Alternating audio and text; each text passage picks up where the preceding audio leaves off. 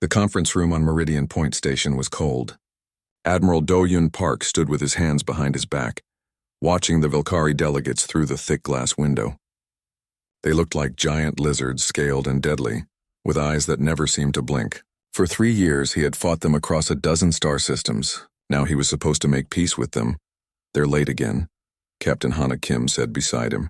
She was young for her rank, only 32, but she had earned her place through every brutal battle of this war. "This is the 3rd time this week." Do-Yun nodded slowly. The Velkari were always late. It was a power move, a way to show they still had control. Everything with them was about strength and dominance. They respected power and nothing else. Ambassador Yuna Lee entered the room, looking tired. Her diplomatic robes were perfectly pressed, but her eyes showed the strain of weeks of failed negotiations. "Admiral Park, they're asking for you to leave the talks. They say a military commander has no place in peace discussions." "Of course they do," Do-Yun replied. He had destroyed 3 of their fleets. The Velkari didn't forget things like that. To them, he was the enemy's most dangerous weapon. "What did you tell them?" "I told them you stay or there are no talks at all." Yuna managed a small smile. They didn't like it, but they agreed. The doors opened, and the Velkari delegation entered. High Commander Threxkal led them, a massive warrior covered in battle scars. Behind him walked Matriarch Velshara, the political leader of their empire. She was smaller but no less intimidating, with intelligence burning in her amber eyes. The talks began as they always did, with careful words and hidden threats. The Velkari wanted the humans to surrender 3 colony worlds. The humans wanted the Velkari to pull back from the trade routes. Nobody was willing to give anything without getting more in return. Do-Yun sat silently, watching and listening. This was Yuna's job, not his. He was just here to remind the Velkari what would happen if the peace failed. 2 hours passed with no progress. Do-Yun felt his patience wearing thin. How many more soldiers would die because these talks kept failing? How many more families would lose their children to this endless war? Then the alarms began to sound. Everyone in the room jumped to their feet. Red lights flashed along the walls. A neutral station like Meridian Point should never have alarms. This was supposed to be safe space, protected by ancient galactic law. "What's happening?" Matriarch Velshara demanded. A human officer burst through the doors. "Admiral, there's been an attack in Sector 7. A civilian transport was hit by weapons fire from a rogue mining colony. The transport is Velkari." The room went deadly silent. Do-Yun saw Threxkal's hand move toward his weapon. One wrong word now and the peace talks would end forever. "How many survivors?" Do-Yun asked calmly. "Unknown, sir." "The transport is venting atmosphere. They're sending distress calls, but they're in the neutral zone. Nobody's responding because of the ceasefire restrictions." Do-Yun understood immediately. Under the ceasefire terms, military ships from either side couldn't act without permission from both governments. Getting that permission would take hours. The Velkari on that transport didn't have hours. "My ship is closest," Do-Yun said. He turned to face Threxkal directly. "The Indomitable can reach them in 20 minutes. "This is a trick," Threxkal growled. "You want to capture our civilians." "Your civilians are dying right now," Do-Yun shot back. "Every minute we waste talking, more of them run out of air." Matriarch Velshara raised her hand, silencing Threxkal. She studied Do-Yun carefully. "Why would you help them?" "We are enemies," Do-Yun met her eyes. "Because they're not soldiers. They're just people trying to survive. If you want to say no, say it now. But I'm not going to sit here and listen to them die on the radio." Yuna grabbed his arm. "Admiral, you can't do this without authorization. You'll violate the ceasefire terms. Both governments will—" "I don't care," Do-Yun said quietly. He walked toward the door. "Wait," Velshara called out. "You have our permission. Save them if you can." Do-Yun didn't wait to hear more. He ran to the docking bay with Hana right behind him. Within minutes, the Indomitable was moving at full speed toward Sector 7. The damaged transport was worse than expected. Half of it was torn open to space. Bodies floated in the debris field. Do-Yun watched from the bridge as his crew worked frantically to pull survivors from the wreckage. "We've got life signs," Hana reported. 47 survivors total. Medical teams are standing by. "Get them all aboard," Do-Yun ordered, "and someone find out what idiot fired on a civilian transport." The rescue took 3 hours. By the time they were done, Do-Yun's ship was carrying 47 Velkari civilians. He had never seen Velkari up close except in battle. These ones looked scared and hurt. They huddled together in the cargo bay that had been converted into emergency shelter. The communication channel opened. Ambassador Yuna appeared on screen and she looked angry. Admiral Park, what you did was unauthorized. The Earth government is demanding an explanation. The Velkari delegation is accusing us of taking hostages. They're not hostages, Do-Yun said flatly. They're survivors. We'll return them as soon as they're medically stable. The Velkari don't want them back, Yuna said quietly. Threxcal said something about their law. He said abandoned ones are not worthy of return. Do-Yun felt something cold settle in his stomach. What does that mean? I don't know yet. But Admiral, you may have just made this situation much more complicated. The screen went dark. Do-Hyun stood on his bridge looking at the stars outside. Somewhere on his ship were 47 beings who had been enemies just hours ago. He had saved them because it was the right thing to do. But now he was starting to realize that the Velkari saw right and wrong very differently than humans did. Captain Hana approached him quietly. Sir, Medical Officer Choi is asking to speak with you. She says it's urgent. It's about the survivors. Do-Yun followed her down to the medical bay, wondering what other problems were about to land on his shoulders. The war had been simpler than peace. At least in war you knew who the enemy was. Medical Officer Suman Choi looked exhausted. She was a small woman with steady hands and sharp eyes, but right now those eyes were worried. She led Admiral Do-Hyun Park through the medical bay where injured Velkari were being treated.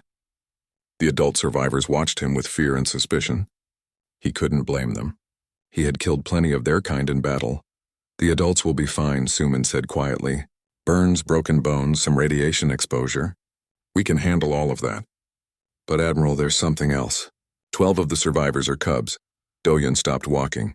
Cubs, you mean children? Yes, sir. They're young, maybe equivalent to human children between 5 and 10 years old. They were traveling with their family units, but their parents didn't survive. Suman pushed open a door to a smaller room. Inside were 12 small Velkari, curled up together in the corner. They looked like miniature versions of the adults with softer scales and bigger eyes. One of them, the smallest, was shaking. Do-Hyun had seen many terrible things in this war, but the sight of these scared children hit him harder than he expected. What do they need? He asked. That's the problem, sir. Velkari cubs need specialized nutrition every 4 hours. Their bodies are still developing and they can't process regular food yet. If they don't get the right nutrition, they enter something called hibernation shock. Their bodies shut down to conserve energy, but if it goes on too long, they die. Do-Hyun felt his jaw tighten. Do we have this specialized nutrition? No, sir, but I've been studying their biology. I think I can create something close enough using our medical supplies. It won't be perfect, but it should keep them alive. Then do it. Whatever you need, you have it. Suman nodded, but she still looked worried. Admiral, there's one more thing. I contacted the Velkari delegation to arrange for the cubs to be returned. They refused. What do you mean they refused?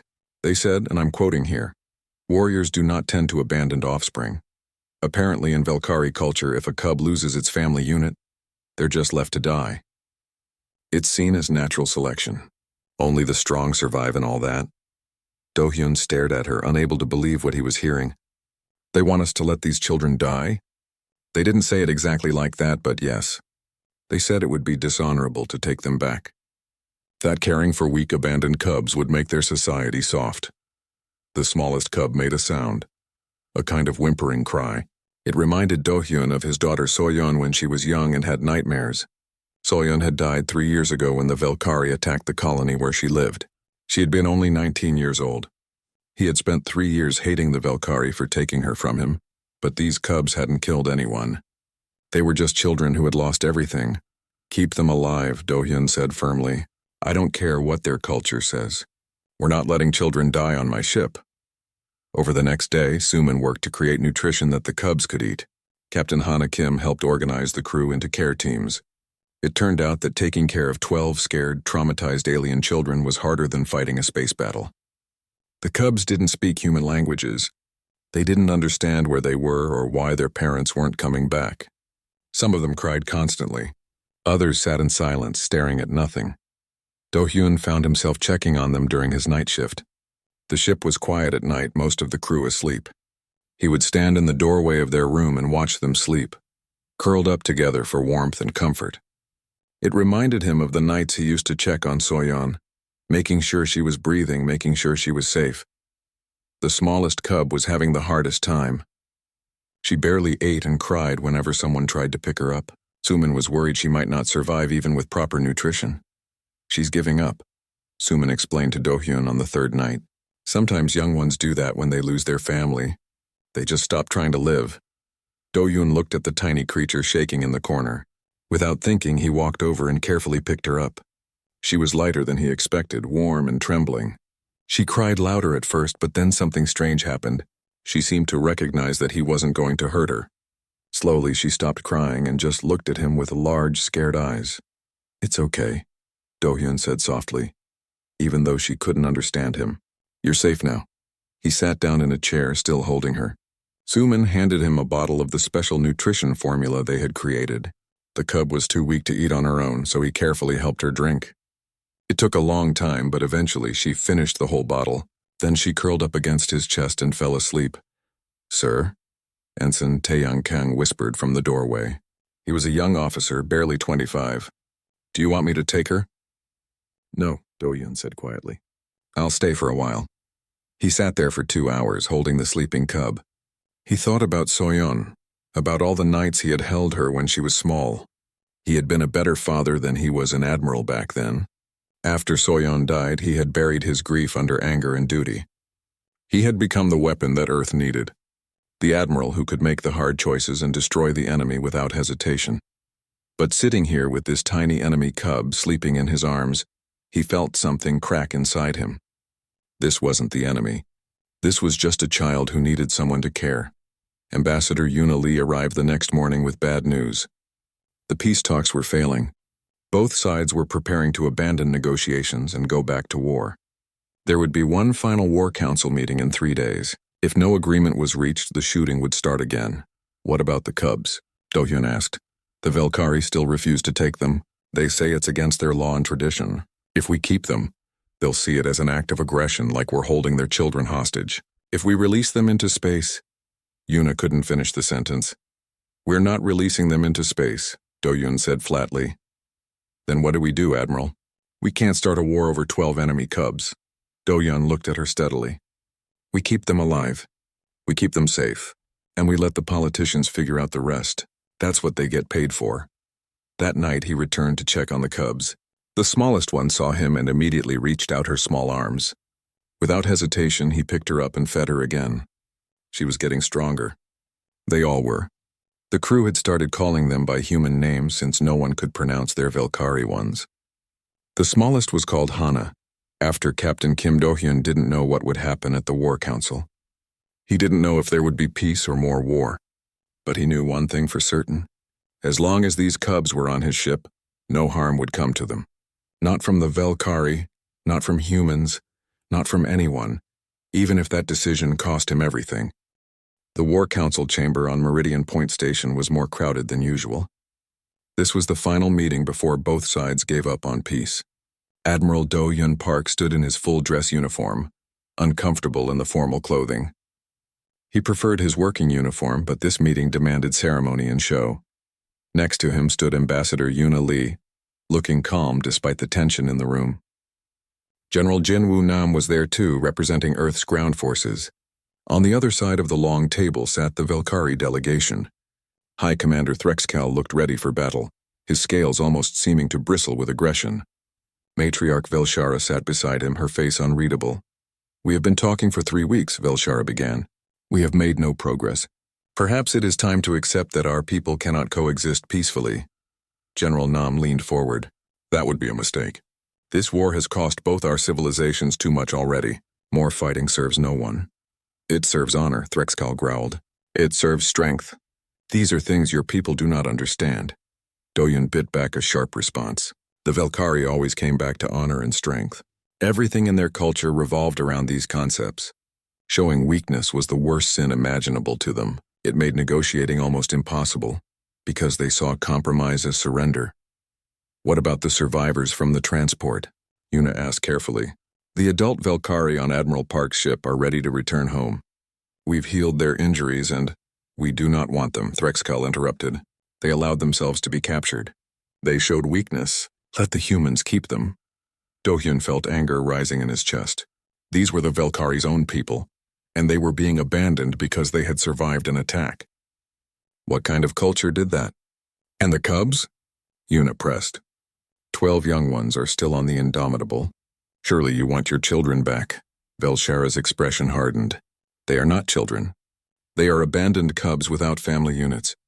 Our law is clear. We do not tend to such offspring. It would weaken our society to show them compassion. They're going to die without care, Dohyun said quietly. Then they die, Threxcal replied with a shrug. That is the natural way. Only the strong survive to adulthood. This is how we have built our empire. The room fell silent. Dohyun could see the shock on the faces of the other human delegates. They had known the Velkari were harsh, but this level of coldness toward their own young was beyond understanding.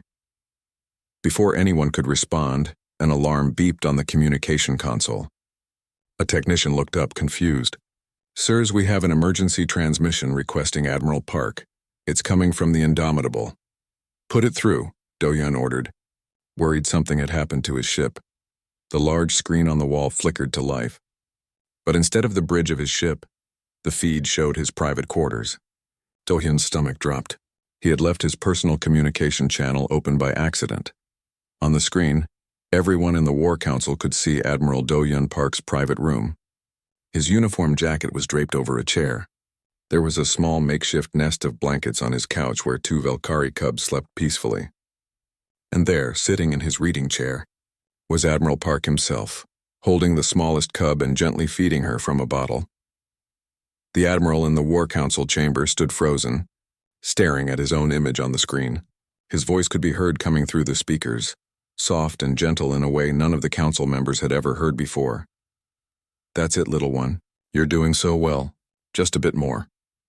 Ensign Taeyang Kang appeared in the frame, adjusting the blankets around the sleeping cubs. Admiral, the little one finally stopped crying when you held her. I think she's starting to trust us. Good, the Admiral on screen replied quietly. They all need to know they're safe here. The feed continued for several more seconds before someone on the Indomitable realized it was broadcasting and cut the connection. The screen went dark. The War Council chamber was completely silent. Every person in the room sat frozen, staring at the now empty screen. No one moved. No one spoke. The silence stretched on until it became painful. Dohyun felt his face burning with embarrassment, but he forced himself to stand straight and face the Velkari delegation. He had been caught showing weakness, showing compassion to enemy young. In Velkari culture, this was probably the most shameful thing possible. He waited for their contempt, for their anger, but what he saw on their faces was not contempt, it was shock. Pure, complete shock. Matriarch Velshara was staring at him with her mouth slightly open, her amber eyes wide. High Commander Threxcal looked like someone had physically struck him. His battle-scarred face showed an expression Dohyun had never seen on a Velkari before. It took him a moment to recognize it as confusion mixed with something else, something that looked almost like pain. You... Velshara started, then stopped. She tried again. You personally care for them? You, a warrior commander? Yes, Dohyun said simply. He saw no point in lying or making excuses. Every night. The smallest one won't eat unless someone holds her.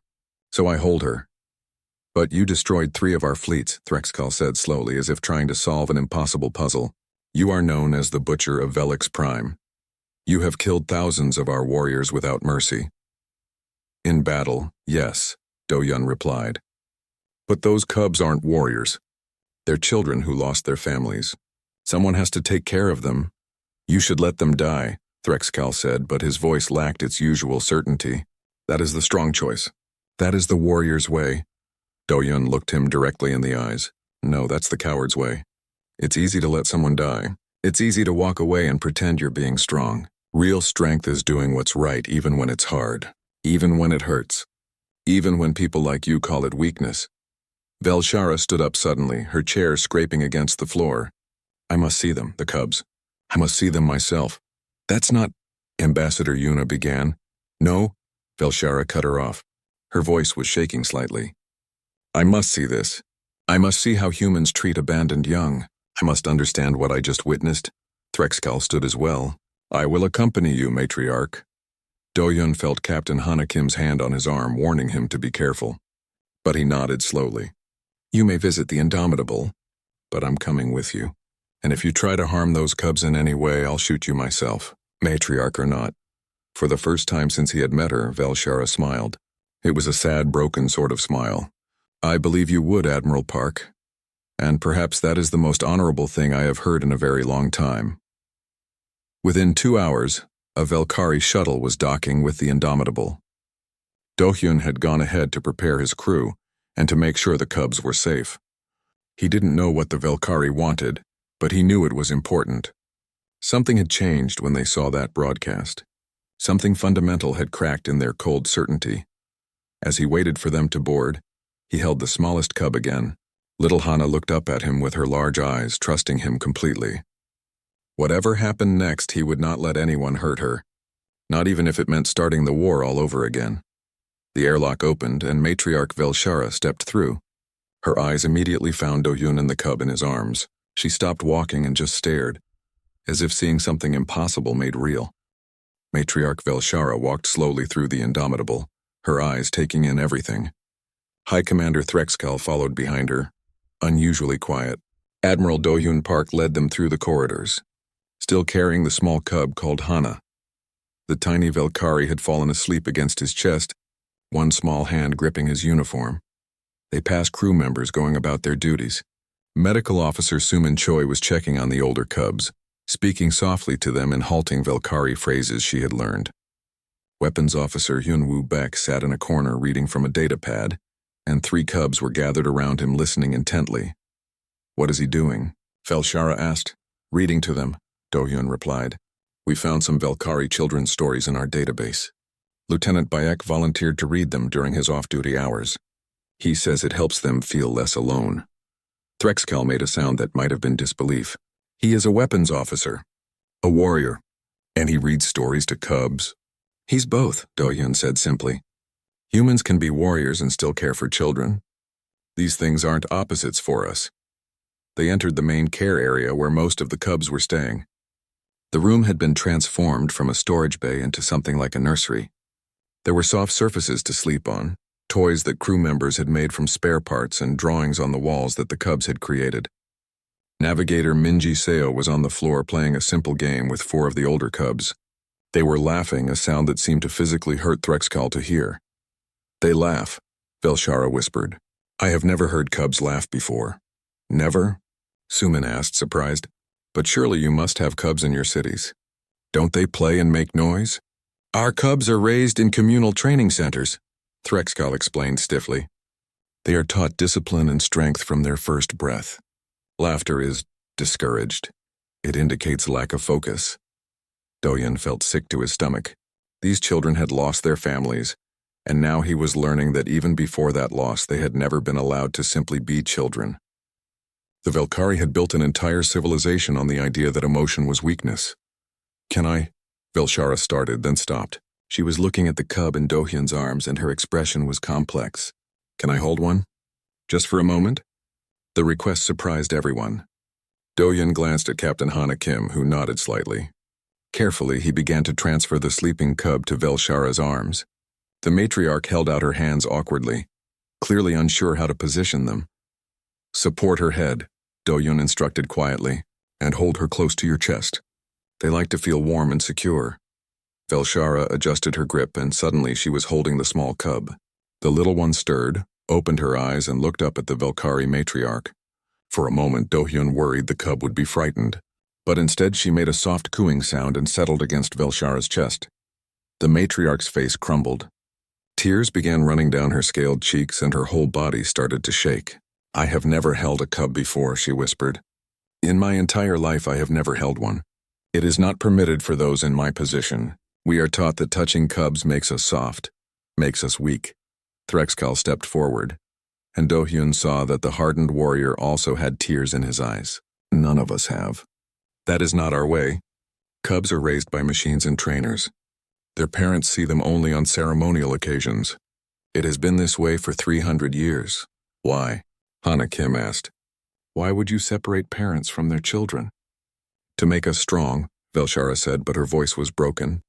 She couldn't seem to stop looking at the cub in her arms. 300 years ago, our empire was nearly destroyed by a war with another species.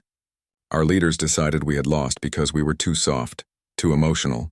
So they rebuilt our entire culture. They took away families, affection, love. They said these things made us weak. They said warriors who cared too much could not make hard choices. They made us into weapons, TruceHFY added. Perfect warriors who felt nothing, feared nothing, cared for nothing. And we became strong. We won every war. We built an empire. But we lost, he struggled to find the words. We lost something important. I am 53 years old. I have fought in 40 battles. I have earned the highest honors. But I have never held a cub. I have never felt this. He reached out and gently touched the small cub's head. His huge battle-scarred hand was incredibly gentle. The cub made a happy sound and reached up to grab his finger. TruceHFY looked amazed as if he had discovered something he didn't know existed. When I saw you on that broadcast, Velshara said to Do-hyun. Holding that cub and feeding her so gently, I felt something break inside me. You are our enemy. You have killed our warriors, but you are showing more love to our abandoned cubs than our entire civilization shows to any of our young. What does that say about us? Do-hyun didn't have an answer. He watched as more of his crew brought the other cubs over.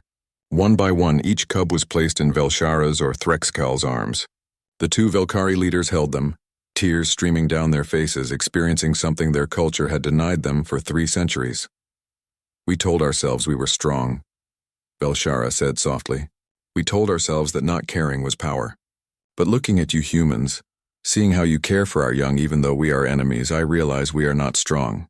We are afraid. We are terrified of feeling anything because we think it will destroy us. Caring doesn't make you weak, Do-hyun said. It makes you human. Well, in your case, it makes you Velkhari. But you understand what I mean. Yes, caring hurts sometimes. Yes, it makes you vulnerable. But it also gives you something to fight for that matters. Something beyond just survival and conquest. Ensign Taeyang approached carefully. Matriarch, the little one in your arms, she hasn't been eating well. But she just finished a whole bottle while you were holding her. I think she knows you're one of her people. Velshara looked down at the cub, who gazed back up at her with complete trust. What is her name? Her real name, not the human one? We don't know, Suman admitted. None of the cubs can tell us yet. They're too young to speak clearly, and we don't know their language well enough. Her name is Kelsina, Velshara said softly. It means small star in our old language. The language we spoke before we decided emotions were weakness. She looked at Do-hyun. Would you allow me to name them? All 12 of them. They deserve to have names from their own people. Of course, Do-hyun replied. Over the next hour, Velshara gave each cub their Velkhari name. She held each one, speaking softly to them in their native language. The cubs responded with joy, hearing familiar sounds from familiar voices. TruceHFY helped, his gruff warrior's exterior completely gone as he gently played with the older cubs. What happens now? Captain Kim asked quietly. The peace talks were failing. Does this change anything? Velshara stood still holding little Kelsina. This changes everything, Captain. I am going to return to my people and tell them what I have seen. I am going to tell them that the humans we thought were barbaric and weak are actually stronger than us in ways we never imagined. I am going to tell them that we have spent 300 years becoming monsters who abandon our own children. And I am going to demand that we change. They won't listen, TruceHFY said, but he didn't sound certain. The old ways are too deeply rooted. Then I will make them listen, Velshara replied firmly. Admiral Park, these cubs have taught me something in 1 hour that I did not learn in 60 years of life. They have taught me that strength without compassion is just cruelty, and I will not let that lesson be forgotten. She carefully handed Kelsina back to Do-hyun. Take care of them, and when my people are ready, when we have remembered how to be more than just weapons, we will come back for them, not to take them away, but to learn from you how to love our young again. As the Velkhari delegation left the ship, Do-hyun held the small cub and wondered if anything would truly change. Could an entire civilization remember how to care after 300 years of deliberate coldness? He didn't know. But watching Velshara's tears, seeing TruceHFY's gentle touch, he thought maybe there was hope after all. The image spread like fire through both civilizations. Someone on the Indomitable had recorded the moment when Admiral Do-hyun Park bottle-fed the small Velkhari cub, and within hours, it was on every news service in human space. The Velkhari couldn't stop it from spreading to their empire either. People everywhere saw the hardened Admiral, the man called the Butcher of Velix Prime, gently caring for an enemy child. The reactions were immediate and powerful. In human space, opinions divided sharply. Some called Do Yun a traitor for wasting resources on enemy cubs. Others called him a hero for showing compassion even in war. But most people simply saw a tired man doing something kind for children who needed help. Public support began shifting away from continuing the war. In Valkyrie space, the reaction was more complicated. The image violated everything they believed about strength and power. Many called for Do Hyun's death and the cub's destruction. But something unexpected happened. A young Valkyrie movement started, calling themselves the Cubs Remember. They were mostly younger Valkyrie, who had grown tired of their cold, emotionless society. They used the image of Do Hyun and the cub as their symbol, demanding cultural change. The peace talks resumed 3 days later. The atmosphere was completely different. Matriarch Velshara arrived with a proposal that shocked everyone. She wasn't just offering peace. She was offering something unprecedented: cultural exchange and cooperation. "We have built our empire on the idea that caring is weakness," she told the assembled delegates. "But humans have shown us that we were wrong. You care deeply, and yet you fight fiercely. You love your children, and yet you defeat our fleets. We thought these things were opposites, but you have proven they are not." Ambassador Yunali leaned forward. "What exactly are you proposing, Matriarch?" "Peace, first and foremost. But more than that, we want to learn from you. We want human teachers to come to our worlds and show us how to reconnect with our young. We want to tear down the training centers and let parents raise their own cubs. We want to remember what we lost 300 years ago." High Commander Threxkal spoke next. His voice was steady, but there was something different about him. Something softer. "I held a cub for the first time in my life 3 days ago. I am 53 years old, and I never knew what I was missing. Our entire culture has never known what we were missing. We need your help to find it again." General Jin Woo Nam looked skeptical. "And in return? What do humans gain from this?" "Peace," Velshara said simply. "An end to the war. And perhaps, if we learn to care again, we can become allies instead of enemies. The galaxy is large and dangerous. 2 civilizations that understand both strength and compassion could do much good together. The negotiations took 2 more weeks, but they succeeded. A peace treaty was signed, but more importantly, a cultural exchange program began. Human teachers and counselors volunteered to travel to Valkyrie worlds. Valkyrie parents began visiting human colonies to learn about child rearing. The 12 cubs became the first students in a joint human Valkyrie school, established on Meridian Point Station. Admiral Do Hyun Park was given a Valkyrie honor that had never been awarded to an alien before. They called him Nest Guardian, a title from their ancient past before they had abandoned their emotions. The ceremony was attended by thousands, and, when Velshara placed the medallion around his neck, little Kelsina, now healthy and thriving, stood beside him holding his hand. The war officially ended 6 months after that moment in the War Council chamber. Both sides pulled back their fleets. Reparations were negotiated. Prisoners were exchanged. And slowly, carefully, 2 civilizations that had tried to destroy each other began learning to live together. Not everyone was happy about the changes. Some humans thought they were being too soft on a former enemy. Some Valkyrie thought their culture was being destroyed. There were protests and angry speeches and acts of violence from extremists on both sides. But most people, human and Valkyrie alike, were simply tired of war and willing to try something different. The years passed. The 12 cubs grew into healthy teenagers. They were fluent in both languages and comfortable in both cultures. They became living bridges between 2 civilizations, helping others understand that despite their differences, humans and Valkyrie both wanted the same basic things: safety, family, and a future worth living. Captain Hana Kim was promoted to Admiral and given command of the 1st Joint Species Fleet, where humans and Valkyrie served together on the same ships. Medical Officer Sumin Choi became head of a research program, studying the biological and psychological needs of both species' young. Ensign Taiyang Kang wrote a book about his experiences caring for the cubs, and it became required reading in both civilizations' military academies. Matriarch Velshara spent her remaining years working to reform Velkari society. She personally oversaw the dismantling of the training centers and the restoration of family units. She lived to see the first generation of Velkari cubs raised with love and affection, and she said it was the greatest accomplishment of her life, more important than any military victory or political achievement. High Commander Threxkal retired from military service and became a teacher. He worked with young Velkari, helping them understand that being a warrior didn't mean abandoning emotion. His classes were always full, and he never forgot that moment when he first held a cub and discovered what he had been missing his whole life. 10 years after that day in the War Council, Admiral Do-hyun Park retired. He was 62 years old and tired.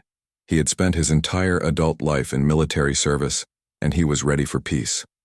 The Terran government offered him positions and honors, but he declined them all.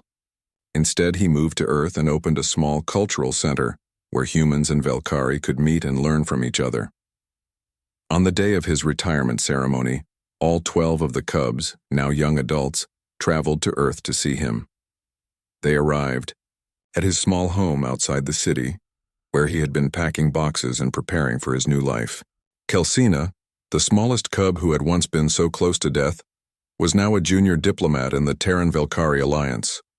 She was graceful and confident, splitting her time between human and Velkari space, helping negotiate trade agreements and cultural programs. When she saw Do-hyun, she ran to him and hugged him tightly.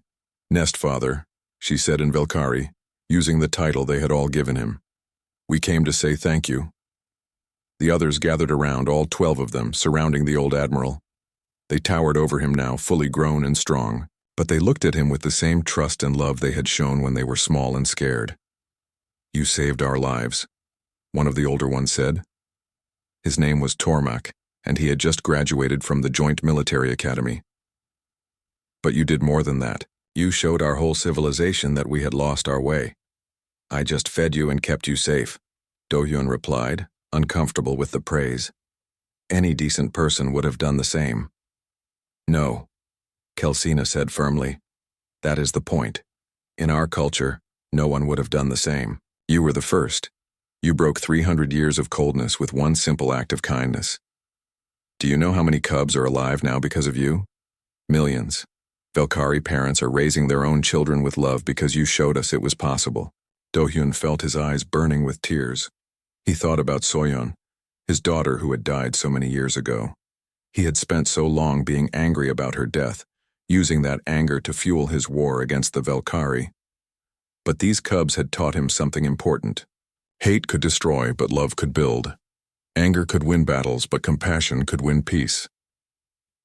"Your daughter would be proud of you," Kelsina said softly, as if reading his thoughts. "You told us about her once when we were small. You said she always wanted to help others. By helping us, you honored her memory better than any revenge could have."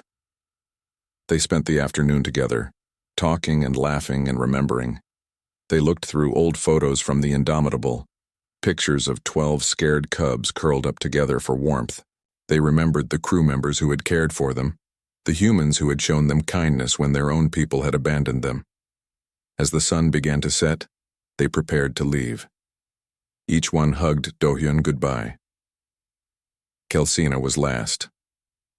She held him for a long moment, then stepped back and smiled. "The war councils of both our peoples meet next month to discuss expanding the alliance," she told him. "They asked me to attend as an observer. I will be in the same room where the broadcast happened 10 years ago, the room where everything changed." "What will you tell them?" Do-hyun asked. "I will tell them what you taught us. That strength without compassion is just cruelty. That caring for others, even enemies, is not weakness, but the truest form of courage. And that sometimes the bravest thing a warrior can do is put down his weapon and pick up a child who needs help." After they left, Do-hyun sat on his porch and watched the stars come out. Somewhere up there, humans and Velkari were serving together on ships, working together on stations, living together on colonies. Children of both species were growing up knowing each other as friends instead of enemies. All because one small cub had needed to be fed, and he looked at the photo on his lap. It showed him sitting in his quarters on the Indomitable, surrounded by 12 sleeping cubs. Next to it was a newer photo from today, showing him surround